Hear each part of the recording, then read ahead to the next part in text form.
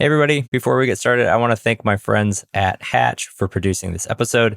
You can get unlimited podcast editing and strategy for one flat rate by visiting hatch.fm. All right, let's get into the show.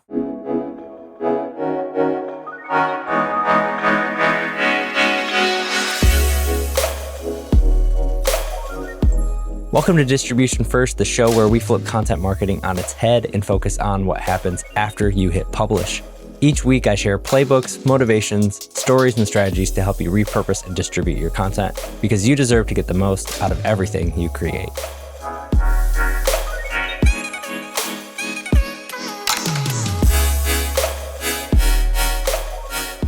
We are so excited to get started with our first session, Wake Up from Your Marketing Nightmare. So I am going to start by welcoming our guest to the stage. So first, we have Greg from ClickUp joining us today. He's going to be focused on all things repurposing. Hey, what's up, everybody? I'm Greg. I'm a senior content manager at ClickUp. If you haven't heard of us, we're building the everything app for work that brings your tools, your team, your projects all into one place. My role, like probably many people here, I wear many different hats, but put simply is how to best tell that story across all of our audiences and all of our channels. So naturally, you need content for that. So I'm excited to talk about how we can make that more efficient with repurposing and more impactful to distribution. So thanks for having me, Lindsay. All right. Well, we have one more guest I want to welcome to the stage. Justin, come on up. Tell us a little bit about who you are and what you do. Yeah, I'm Justin. I'm the founder of Distribution First, which is a training community for in-house marketers, freelancers, and agency owners to amplify your content strategies and really focus in on how to repurpose and distribute your content better. So I am pumped to be here and to chat with Greg and Lindsay. Well, we're going to get kicked off with a little bit of a conversation about content repurposing and distribution. So first off, this is titled Wake Up from the Marketing Nightmare, right? So we're all stuck and trapped, feeling the same vibes of being stuck in this never-ending nightmare of creating net new content. So Justin, Greg, I'm interested. Why are we so caught up in creating net new content? Justin, do you want to take this one first? Yeah, absolutely. I think the reason why we're so caught up in it is because production became a subconscious metric for many marketers. Without us even sort of realizing why, our output became our value within an organization. The number of blog posts you were able to produce or get out into the world, the number of keywords you were able to then rank for, and traffic you were able to bring back to your site was the value that you brought your organization. It was all sort of predicated on the amount of content that you can create. But in the last 10 years, and specifically the last 3 to 5, the internet has completely changed. And so how people find your content, the amount of content we have, all of that stuff has completely changed. And really, just old habits are sometimes hard to die. And a lot of times you as the content marketer, or as even a marketing team, might have one idea of what success looks like, but your boss or your boss's boss might have a different idea or just a different perception of what successful content marketing looks like because they're still maybe stuck in a past perception. So I think that's where a lot of the holdup is. Yeah. And I don't know if people feel this struggle too, but oftentimes I see with content marketers, especially, there's this struggle between, well, I want my content to be high quality, but I'm also stuck in this box of like, I'm expected to produce and grow. And like, how do you get the, exponential returns? Greg, what's your take here? Because you are also a content marketer. So what are your thoughts around why are we trapped in this net new cycle? Yeah. Okay. So Justin hit it on the head. I'm guilty. I'm that content marketer. I've been there. I've done that. And I can tell you, like from personal experience, like we developed like the content hamster wheel, like as a habit. I think for a lot of us, like myself included, we get our start on the blog. And naturally, creating new content is a solution to a problem, right? You want to rank higher in search. You want to rank for more keywords. You want to grow your visibility. You got to create new content. You got to scale that blog machine, which is great. But the problem is we take that mindset everywhere else to every other marketing program and everywhere else in our marketing career. Then we're missing out on a ton of efficiency. We're missing out on a ton of other opportunities because creating new content is timely and expensive.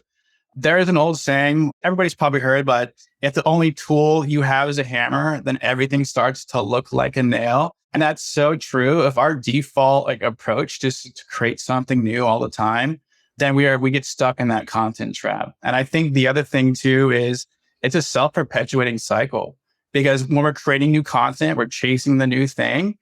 It's so time consuming. We actually don't allow ourselves time to step back and critically think about what we've already produced or how that thing performed that we sent out.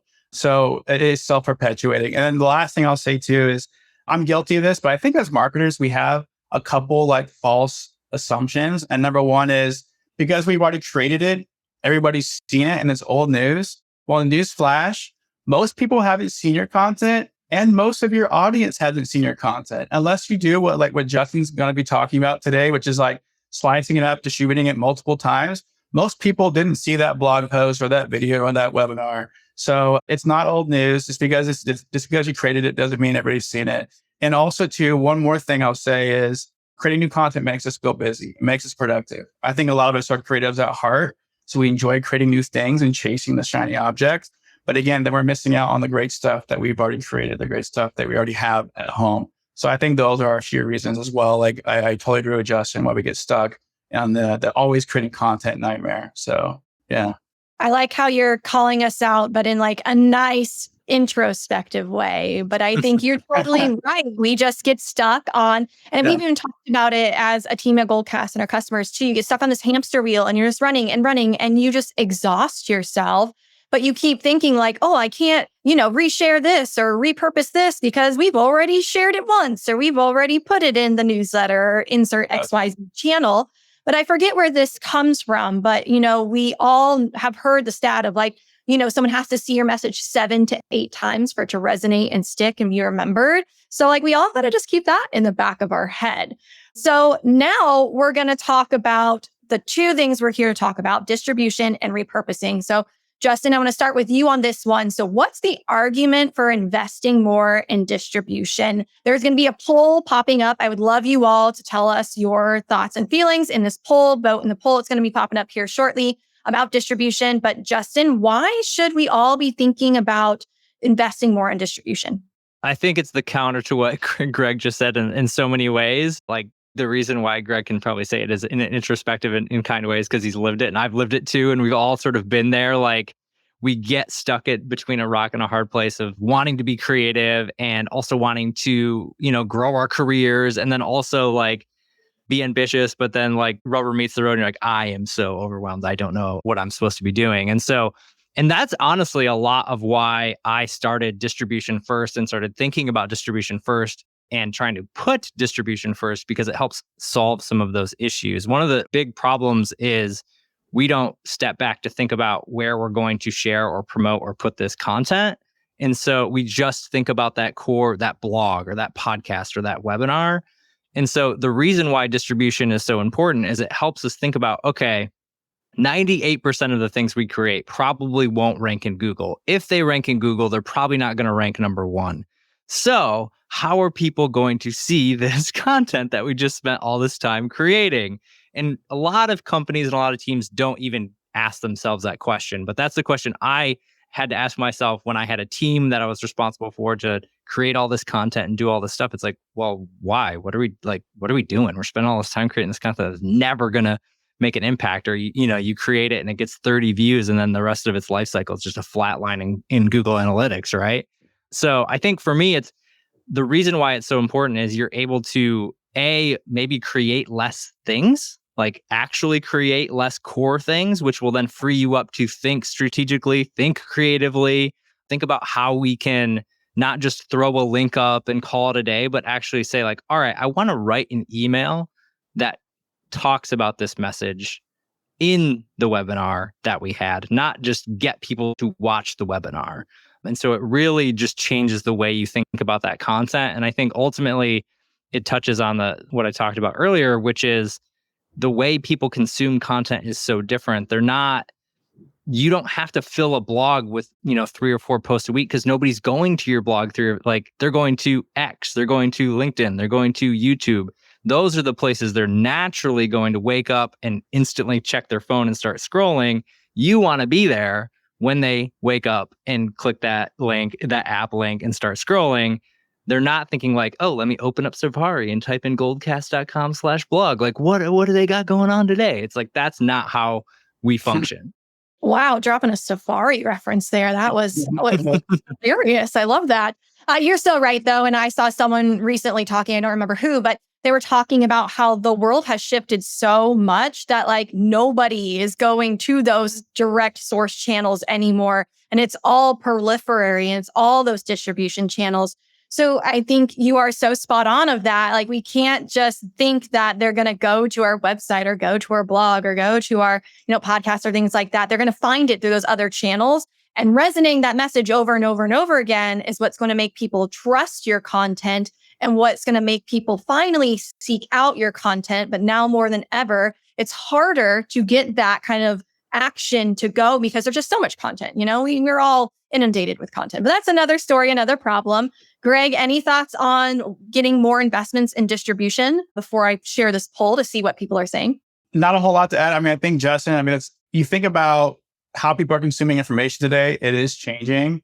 And it's not enough to just to distribute things one time, right? You have to be able to slice it and put it in different formats and meet people where they are. So 100%, like you've already spent time and money and resources on building something. Why not go that extra mile, like Justin said, to distribute it across a few more channels where your audiences are spending time? You're going to get a lot more longevity out of it. So yeah, 100% agree there. And I'll also say, even though some social media channel might say this post had 300 impressions, it's not really 300 impressions. They might have been through 300 people's feeds, but likely a lot less people actually read it, saw it, remember it, and that percentage just keeps going down. So we're going to share this poll real quick just to see what people were saying is our biggest problem when it comes to distribution. So it looks like the winner here is sourcing enough time to distribute effectively. Luckily for you all, I have some tips and tricks that we're going to share here in a bit just about that. So hold on and we'll share more on that. And then let's see, second off is people are voting right now, knowing how to distribute content authentically, which I think is a fascinating one too. Okay, so we're going to stop sharing this one. So now the next question is going to be, what about repurposing? So Greg, this is kind of your bread and butter right here. So how do you get people to invest more time in repurposing their content and why should they care? Yeah. So the argument for investing more in repurposing is kind of parallel to the argument that Justin just talked about, right? You are getting more longevity and you're getting more ROI out of the content that you've already invested time and resources into creating. Like we talked about before, like the most timely and expensive thing you can do is create something from scratch, brand new. Repurposing gives you an ability to take what you've already created and get many different assets or many different pieces out of it that you can then distribute and put into your campaign to talk to your audiences across different channels. So there's a couple of things. Like number one is ROI, right? And I can give you a very real, but like hypothetical example. So let's just say we hosted a webinar on how to create operational excellence for project managers at ClickUp. We actually did host this webinar. It was a half-day series. And let's just say we ran the webinar once and we generated let's say 100K in pipeline for the sales team. That's great, right?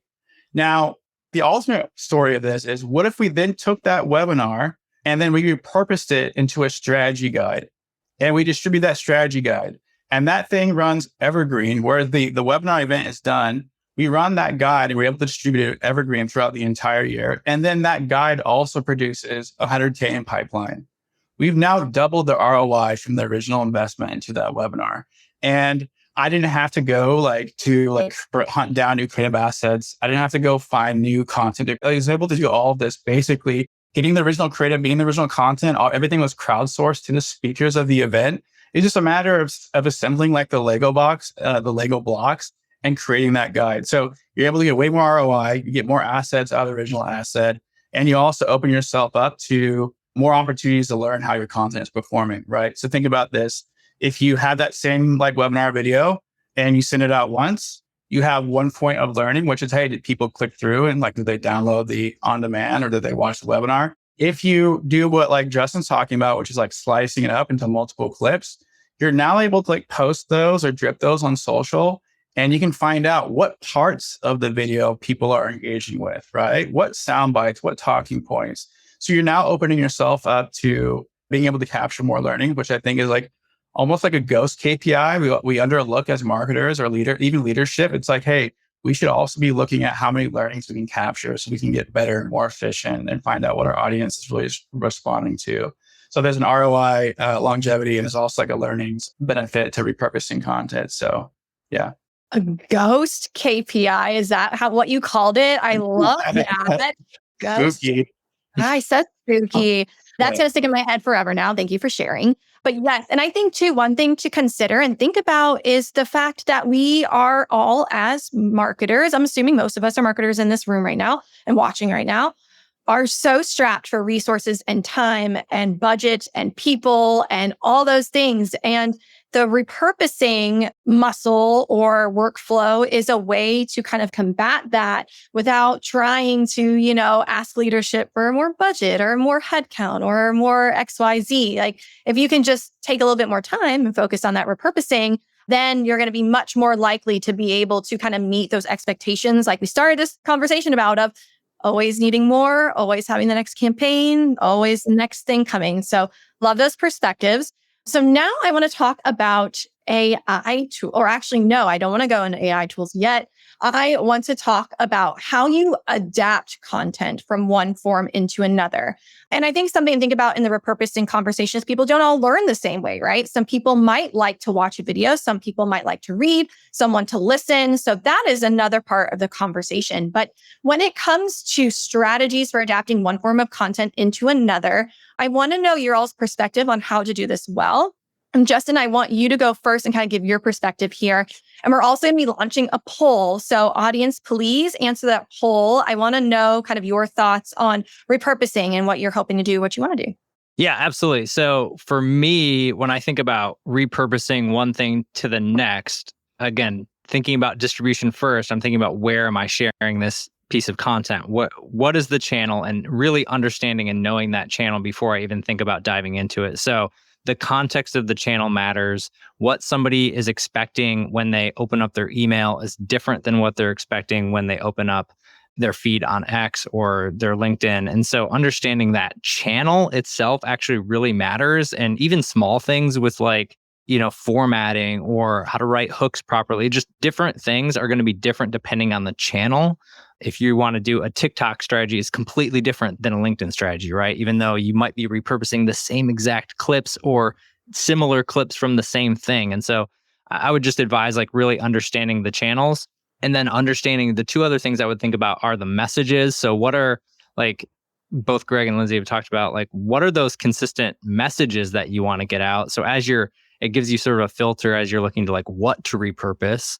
How do I pick which clips to pull or which things to share out? I think understanding your messages and then understanding your points of view. So why does your point of view matter on this compared to somebody else's point of view on that message? And so that's how I sort of think about those things is if I can adapt, understand the channel, know what message I want to share, and then try in some way, shape, or form, figure out how I can make sure that my point of view is represented in that post, in that email, in that video. And that way I can help create a stronger impact with the content that goes out. All right. And Greg, I know you are a maestro when it comes to this because I've seen your work of how you repurpose things and reformat it and put it into other channels. So what's your best advice for those who are wondering how to best do this and take that content from one kind of version or channel into another? Yeah. So I got to start off with just piggybacking off what Justin said. The first strategy is to actually have a strategy, have a plan first. Because if you start with, hey, I just want to create more content, I just want to repurpose this, you could fall into that same trap that we talked about, which is just creating content for content's sake. So start with Justin's distribution plan. You need to have an idea of hey, what are my goals?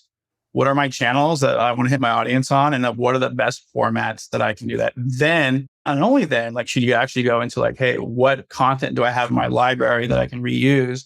And what format should I slice it into for that audience and on that channel? Now, in terms of specific content, repurposing examples, I know I have a slide later on in this webinar that I'll show with more specific examples. But like strategies for actually transforming content. I think a lot of it also comes down to the tools you have available.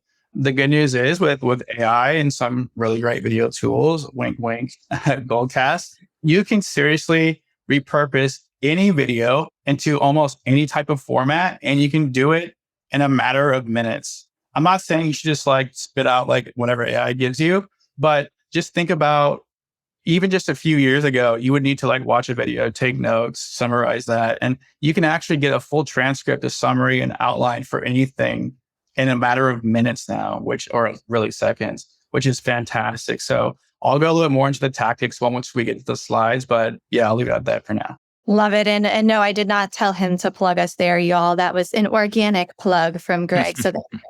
And now let's pull up this poll real quick because I am interested to see what people talked about. So let's go here. So the poll is, are you repurposing long form video like webinars into any of the following formats? So it looks like most people are doing what we've been talking about of clipping up those short clips and sharing on social. And then it looks like the next one is turning into copy for blog posts. Ooh, I'd love to see that. But we also have a lot of content marketers in here. So a lot of smart and savvy content marketers. And I know there's been a lot of chat too in the chat talking about other ways people are wanting to reformat, reuse content. So feel free to continue that conversation. Super interesting here. I think kind of resonates with where our conversation has gone about, what people are doing most, what people want to do more of. So very interesting things here. I'm amazed the YouTube one isn't higher, but I know in B2B, YouTube is just kind of starting to have its moment and get its momentum. So be interesting to see maybe in a year if we kind of shared this again, like would that YouTube be higher up? So next, I want to ask you both really quickly, AI tools. Obviously, we know AI is a great way to end this marketing nightmare and have a little buddy in your corner who can help you quickly make up this content based off your old pieces, your old videos, your old blogs, your old guides, insert whatever other channels. So Justin, Greg, who wants to go first and share their favorite AI tools real quick? I'll kick it off. Well, I already kind of did one. I already got to give you guys a hint. I obviously use Goldcast. We're on a Goldcast webinar, and we'll show you some examples. But Goldcast is amazing, not only as a platform for hosting webinars, but the AI tools that come with like Goldcast Content Lab allow you to take any video. First of all, find any video in a library, and then be able to take that video, transcribe it, summarize it, create blog posts, create email sequences, create social posts. Like that's incredibly valuable to have all that in one place, without having to hop through multiple tools, without having to hop through your Google Drive. Like just think of how much time that saves you. It really is like a force multiplier that allows you to move from like idea to execution really fast. The second tool I will shout out, and maybe I'm a little bit biased, but I will talk about ClickUp. I couldn't live without it because all of our company's work, including all of our marketing team, all of our operations, all of our campaigns, and all of our like tasks and files, they all live in ClickUp. Where AI comes in is I can use like ClickUp's AI search, and I can find anything across our workspace, that document with that brief for that webinar that I want to repurpose, the creative files in the Figma that like we have, like you can also search across your connected integrated apps as well. So I can find like the webinar creative for that webinar we did on Goldcast. I can also search across Google Drive from ClickUp as well. So it allows me to find like decks and things like that people spoke about or used in their webinars. So it's incredibly powerful for, again, speeding up the information gathering and getting you exactly what you want. So you can go into actually repurposing and distribution faster. And the third tool is, I got to say, ChatGPT. ChatGPT is amazing as just like a prompting tool. We all know, like as marketers, like the first result isn't always the best. Often it's not. So prompt engineering is really helpful for getting it fine-tuned. Like I think like the way we use AI is like we have like clay and we're like chiseling it and we're getting it better and better each time. That's like prompt engineering right there. And then when you graduate from the free to the pro version, you have like these custom GPTs, which I think are slept on a little bit. Like I just discovered them this year where they're so useful. You can have like a training GPT for each use case. So I have a GPT for like writing ClickUp guides. I have a GPT for copywriting email sequences, and they're already trained up on like voice, style, formatting guidelines. Like I don't have to start from scratch every time. So it's an incredibly useful thing to have in your tool belt. So yeah, those are my three like top AI tools I've definitely used the most this year. Awesome. Thanks for sharing that, Greg. Justin, what's in your AI toolkit? Yeah, man, Greg, we are very similar. Two of the three. So yeah, for me, Goldcast definitely up there. It is amazing. Like the brand voice and being able to train based on your video content is amazing. Other tools I've used in the past, it doesn't even come close because it's going to just take your content and literally give you robot voice back. So Goldcast has been awesome for that, and all the things Greg said. Being able to create multiple types of content, be able to have it all housed in one spot is amazing. The organization is great. I also use a tool called Cast Magic a lot for my podcast.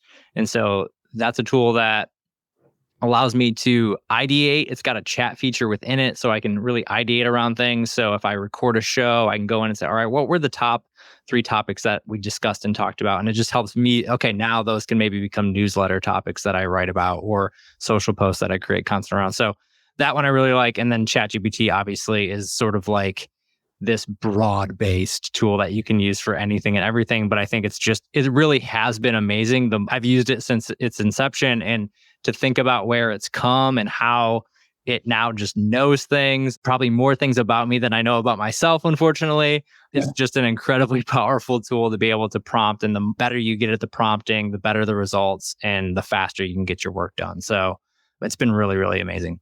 Well, I know AI tools are always a hot topic at any of the webinars and summits and any conversations we're having with marketers. So thank you both for sharing that. And I'll also say right now, if you're interested, anyone watching this, hit that AI tools tab at the top if you want to learn more about some of the AI features that are built within Goldcast, both brand voice and our AI search. Again, we're going to be diving more into those kind of as we progress through these 3 sessions. But if that AI search functionality is attractive to you, what it does essentially is you can search your entire video library for any clips that resonate with a specific keyword, long tail keyword. Give me instances where we've talked about ABM or things like that. That sounds really fascinating to you and your workflows and how you repurpose and distribute content. Hit that button at the top and we'll send you some more about what AI search can do for you. But enough about that. We are going to jump into some slides right now. We're going to get into some best practices and examples. But before I do that, I have one last poll I'm going to go ahead and launch. And that is just talking about getting buy-in to do the things that we've just talked about. So go over that poll. Tell me if you all are getting any kind of issues or struggles with getting leadership buy-in to do what we're talking about today. I'd really love to know that. But Justin, we are going to have you jump into some distribution best practices. So take it on over. Yeah, absolutely. I think so. One of the things that a lot of teams struggle with, whether you're a solo marketer, whether you're on a small team, a lot of us don't have the privilege to be on a giant team. And if you are, there are different struggles that come with that. But distribution a lot of times is a time issue. Like we talked about that a little bit in the beginning. Like it's a lot of like just how I've got 1,000 priorities. How the heck do I think about even distributing my content? So for me, when I think about these 3 things really help solve that issue. One is knowing messages and POVs, which I did talk about. I think anything that's worth distributing should have a consistent message and a POV behind it. So if you're just putting something out on one of these distributed channels, whether it's an email, whether it's TikTok, whether it's LinkedIn, you really do need to have a point of view today. There's so much content that goes out. Like your content is going to be next to the top creators' content in the world. And so I think we just have to recognize that it's not like your content versus your competitors' content anymore. It's like you versus Gary Vee versus everybody else, right? Like you could be in that exact same feed as them. And so understanding like there's so much good content that you're competing with. And I think having your messages down and your POVs down really matters in that. And then the next 2 are really important for the time and the priority sense, which is a lot of times when we think about distributing content, we don't even start because it's so overwhelming. There's too many options. There's too many things that I could be doing. There's so many channels. There's so many types of content. And a lot of them are like, there's no wrong answer. Like TikTok is just as viable as LinkedIn, which is just as viable as email. And they could all be great. And they could all give you a ton of ROI. Where the heck do I start? And so for me, it's like, you just got to start. And so when I say create a content floor for consistency, and we'll break into this in a second, but that's understanding like what's my minimum viable distribution every single week on the channels that I choose. So I can understand where I'm going to distribute this content and my audience can learn that, oh, every Tuesday, the podcast comes out. Every Tuesday, I get an email. Every Saturday, I get a newsletter. you have this sort of framework that you can consistently run back to and your audience can learn to consistently connect with. And with the content floor, that's minimum viable. So think about like not aspirational, not like I want to do 5 days a week and I want to do like 16 YouTube videos. Like, no, maybe it's one YouTube video a month and that's like what you can actually execute on. I think doing that and doing it consistently is going to be way better than you hodgepodging around at different things. And that leads right into the third one, which is pick 1 or 2 channels to dominate.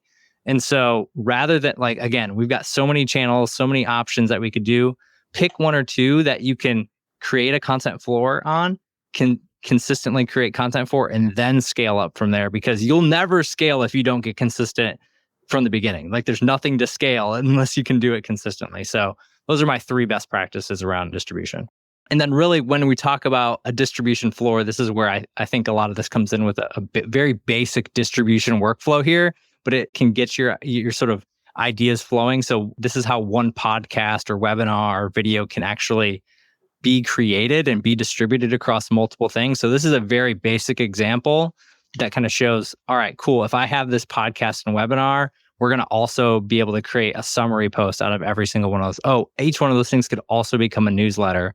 And then we could post that video on YouTube and get 5 clips of that we can schedule out. So if all you did was repeat that with every podcast or every webinar, you would have so much more content, and what you would probably realize is, man, we need to do so many webinars. We've got a lot of stuff here. We don't need to do so because we're getting so much stuff off of this.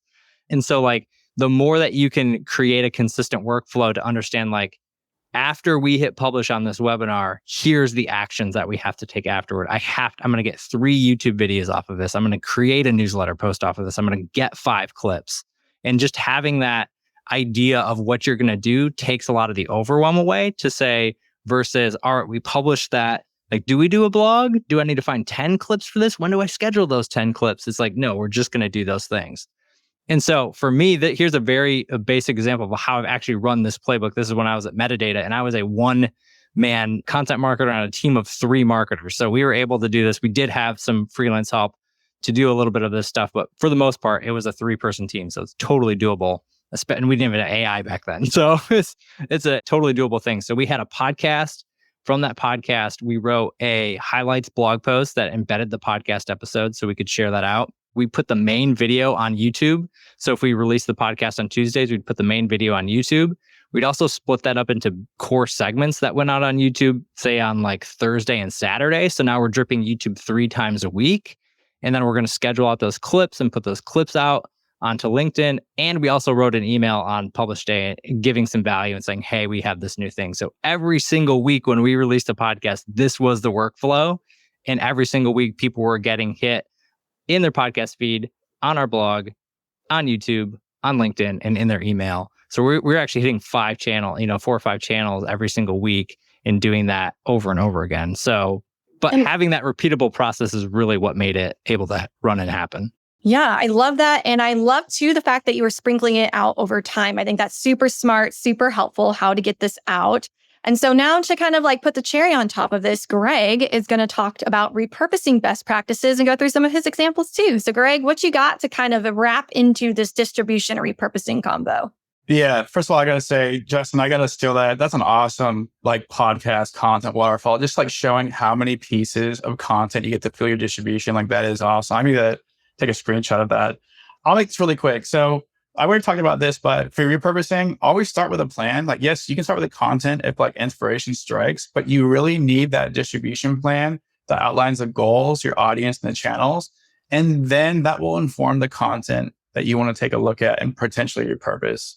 Number 2, this is so slept on, but it's so important. You need a content library to easily access what you've already created. There are so many times where there's like no content library on a team, or it's just like not even maintained, so it's out of date. It's critical. It does take time. It does suck, but it's so important to actually build and maintain it, because not only does it make it easier for you to capitalize on repurposing opportunities, it also makes it easier for your team as well. So if someone else wants to find something, how many times are you like DM'd or asked, hey man, like where's that image for that one thing? Or hey, where's that blog or that email for that one thing, right? So if you have a content library, it makes accessing and tracking your content so much easier. and it allows those opportunities to come up to the surface.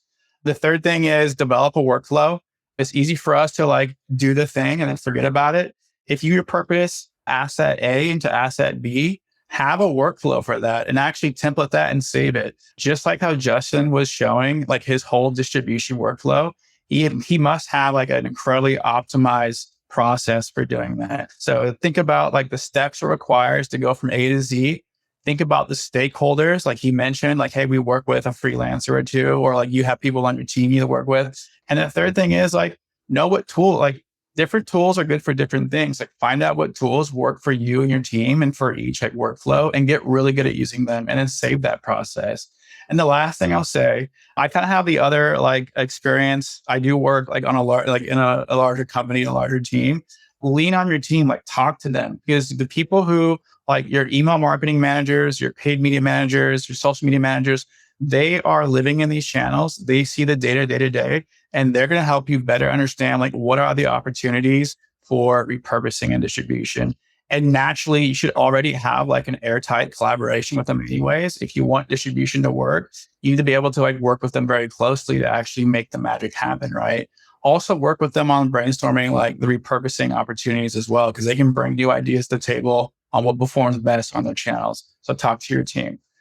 The next slide, repurposing workflow. So I won't go into this super in depth because I think Justin touched on this a lot, but I'll talk about my two favorite like types of like repurposing. The first one is the guide, like video or a webinar into a guide. Like that's something that we've done. We've rinsed and repeated multiple times. I've seen incredible results.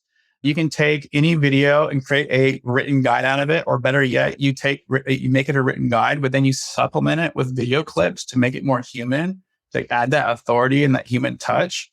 And I like two different categories. I like thought leadership, which is great for top of funnel. You have your speakers as thought leaders, they're like showcasing big picture thinking, introducing people to your brand, your content without selling them.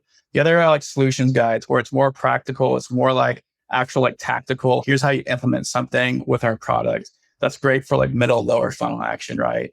And the other thing I'll talk about is social. Social is an amazing testing ground for getting quick feedback. So take your videos and slice them up into different clips and then find out what people are responding to, what hooks, what messaging, or what pain points are people like really interested in and want to hear more about. That also gives you an opportunity to understand like, hey, where should we double down? Like maybe we need to create a whole webinar dedicated to this subtopic here because people are so engaged with it. So those are just some examples there. There's also like obviously email and blogs, but I'll go ahead and skip over that because I really want to share. I think someone asked in chat, like, hey, can you actually show how you like step-by-step how you repurpose something? So I'm going to show you exactly how I did that with Goldcast. We hosted this webinar on how to scale your content output and stand out in the age of AI with Devin Reed. It did really well. So of course, you also want to repurpose it into a guide we could distribute. So very easy. I went to Goldcast Content Lab. I grabbed the video. I searched for it, found it immediately. I then want to transcribe that video or produce a full-length blog, what is great about this is I can do this automatically inside Goldcast, and they have a lot of different prompt like options. Or if you want to get a little bit more, like if you want to take the transcript, you can also take it over to like ChatGPT. Again, Goldcast gives you everything you need to get the entire summary and the key points from the video. I then take that and I'm able to create basically the whole written portion of the guide based on the video. And then the fun part is I'm also able to go into Goldcast and get those video clips. I'm not a video editing maestro, but I go in, I can just like highlight, Command F, find like keywords relevant for different sections. I can pull out the snippets and then get those video clips, customize them with my branding so it's consistent. And then I have the written content over here. I have the video clips here. I strategically place the video clips inside the guide content. And I build it with like, let's say a builder like WordPress or Contentful. And now we have a full length guide with video content from that webinar we can distribute evergreen. And the great news is like, if this looks easy, it's because it is that easy. Like if you have Goldcast, like you can do all this in one place. So you could literally do this by yourself. If you already have like the creative from your event, you don't need to go like bug other teams for assets. You can literally do all this in like a day or two, which is awesome. So that's a workflow that I've done multiple times and it works really well for me. So I think we're close at time, Lindsay. So I'll pass it back over to you. Yes, that was awesome. Greg, Justin, thank you so much for joining us today. Awesome. Thank you, everybody. Thanks, everybody.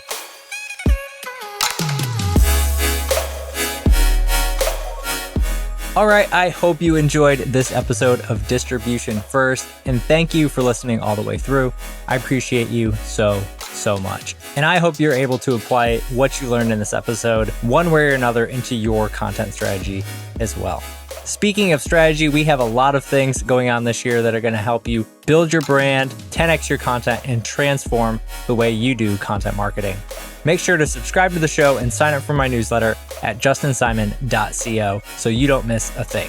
I look forward to serving you in the next episode as well. And until then, take care, and I'll see you next time.